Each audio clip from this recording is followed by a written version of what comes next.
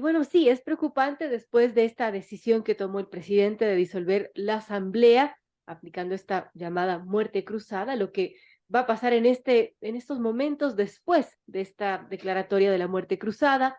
y tiempo que transcurra hasta nuevas elecciones, todo lo que está en juego en nuestro país. Y gracias por ese tuit y también, bueno, la pregunta, ¿cómo tener una transición pacífica y respetuosa? ¿Qué tomar en cuenta y qué debemos estar vigilantes los ecuatorianos? Gracias, Juanita, bienvenida a Radio Sucesos.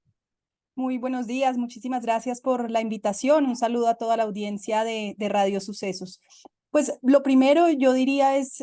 un respeto profundo por las instituciones. La Corte Constitucional Ecuatoriana en el pasado ha jugado un rol muy importante para el país, para la estabilidad, para la garantía de los derechos humanos y es nuevamente un momento en el cual la Corte Constitucional será seguramente ese árbitro, no solo seguramente a través de una acción de inconstitucionalidad para dirimir la controversia sobre el momento en el cual se hace uso por parte del presidente Lazo de esta llamada muerte cruzada en medio del juicio político que enfrentaba, sino también sobre si efectivamente se configura la causal de conmoción interna. Si bien no existe un control previo, sí puede existir efectivamente una acción de inconstitucionalidad que permitiera a la Corte dirimir pacíficamente, institucionalmente esa controversia. Y lo segundo y muy importante, el presidente Lazo tiene que saber que la Constitución ecuatoriana establece límites a esta llamada muerte cruzada. Eso implica que cualquier decreto que vaya a expedir tiene que estar totalmente relacionado con el tema económico, tiene que haber una motivación de urgencia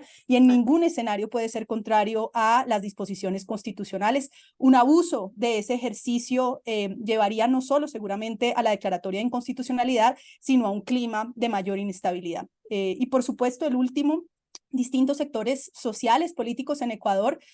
por supuesto, han llamado a la manifestación, a, digamos, buscar un ejercicio digamos, en el marco del Estado de Derecho y respetuoso de derechos humanos, y yo creo que eso es muy importante, pero eso implica una responsabilidad fundamental de asegurar que las movilizaciones sean pacíficas y, por supuesto, en el caso de las fuerzas de seguridad ecuatorianas, de proteger los derechos humanos y de ninguna manera atentar contra manifestantes. Yo creo que ese es el reto al que se enfrenta hoy Ecuador en el marco de esta crisis que ojalá permita una transición democrática.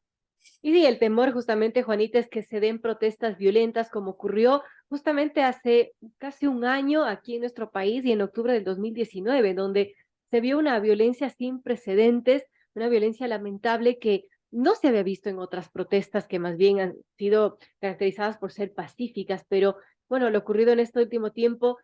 no se ha visto y se teme que eso se repita, cómo actuar frente a una posible violencia en protesta social. Bueno, por supuesto, hay una primera responsabilidad, que es la responsabilidad del Estado ecuatoriano de garantizar ese derecho a la protesta pacífica, de evitar cualquier escenario de abuso en el uso de la fuerza por parte de agentes de seguridad, de garantizar cualquier, digamos, frente a cualquier acto digamos, vandálico, de saqueo o de violencia, investigaciones rápidas, administración de justicia, pero a toda costa evitar el uso de la fuerza en este tipo de escenarios. Dicho eso, por supuesto, es un llamado muy importante también a los líderes de las distintas manifestaciones a insistir en que las manifestaciones sean pacíficas. A nadie le conviene que como resultado de este impasse, de este, digamos, choque de instituciones en el Ecuador, terminemos en un escenario de mayor violencia. Hoy ya enfrenta Ecuador por distintas razones, por crecimientos de grupos de crimen organizados, un incremento en los distintos indicadores de inseguridad en el país. En nada contribuiría a la estabilidad, a garantizar la satisfacción de derechos de los ecuatorianos, un escenario de protesta violenta, ni mucho menos un escenario que pretenda contener esa protesta de manera violenta también. Bueno, eso es lo que esperamos justamente, que no se den manifestaciones violentas si es que llegan a darse y que esa transición sea de lo más pacífica, siempre apegada a la ley y a la Constitución. Amigos, 7:53 conversamos con Juanita Gobertu, ella es directora de la División de las Américas de la organización Human Rights Watch y justamente en la página de Human Rights Watch, Juanita, en la parte donde se refiere a Ecuador, hace un resumen bastante bien logrado de lo que estamos viviendo que quizás es la narrativa que nos acompaña en estos momentos también en el país. Ecuador dice enfrenta un fuerte aumento de delincuencia y violencia de las pandillas. El hacinamiento y la falta de control estatal en las cárceles han permitido a los miembros detenidos de las pandillas cometer varias masacres. Los problemas estructurales que desde hace tiempo afectan a las comunidades indígenas y a los hogares de escasos recursos han dado lugar a protestas, a veces reprimidas con fuerza excesiva por las fuerzas de seguridad. Las instituciones democráticas siguen siendo frágiles y han existido acusaciones de corrupción, injerencias en el nombramiento de autoridades y destituciones por motivos políticos. Continuaron los señalamientos de retrasos en juicios, falta de garantías procesales y presiones indebidas sobre los tribunales, así como restricciones en el acceso de mujeres y niñas a atención en salud reproductiva y protección limitada de niños y niñas y personas LGBT. Y bueno, esa es un resumen de lo que hace Human Rights Watch de Ecuador, de la situación de Ecuador, y creo que es muy acertado todo lo que apunta porque estos problemas se siguen viviendo y claro, con esta coyuntura política quizás se vean exacerbados, sobre todo estos problemas sociales, de esta inestabilidad política que también tiene la gente común en stand-by y con una preocupación latente. ¿Cómo cree que deba salirse de esto en estos momentos coyunturales, Juanita? Bueno, lo primero es reconocer, justamente esto se desprende, como describías, del trabajo que ha hecho Human Rights Watch por fuera de esta coyuntura particular, reconocer que Ecuador tiene unos retos que son comunes a muchos de los países de nuestra región, que están relacionados en primer lugar con una profunda desigualdad,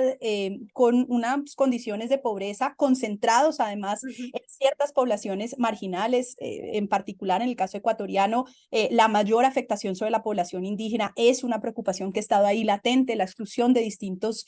sectores sociales que ha generado, digamos, esa turbulencia y que sin duda se vio agravada con la pandemia del COVID-19, en donde más hogares cayeron en pobreza. Atender esas situaciones estructurales, esa desigualdad, falta de acceso a derechos sociales y económicos como la salud, como la educación, es fundamental. Y esto, digamos, gran parte de lo que motiva a distintos sectores sociales a las calles está relacionado con esas insatisfacciones históricas. El otro componente, y bien lo describías en la introducción, es todavía una debilidad institucional, unas instituciones que han sido frágiles. Ecuador se ha enfrentado en el pasado a injerencias del Poder Ejecutivo en la separación de poderes, ha tenido distintos casos, incluido, por supuesto, el que está en curso en este momento en el juicio político, ahora interrumpido por la muerte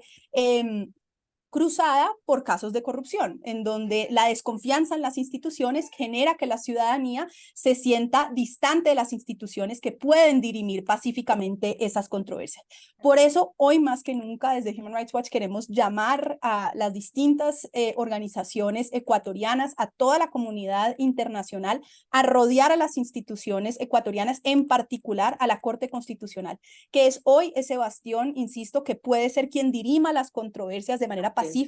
y acatar a la ciudadanía ecuatoriana la forma en la cual la Corte Constitucional ecuatoriana dirima esas controversias.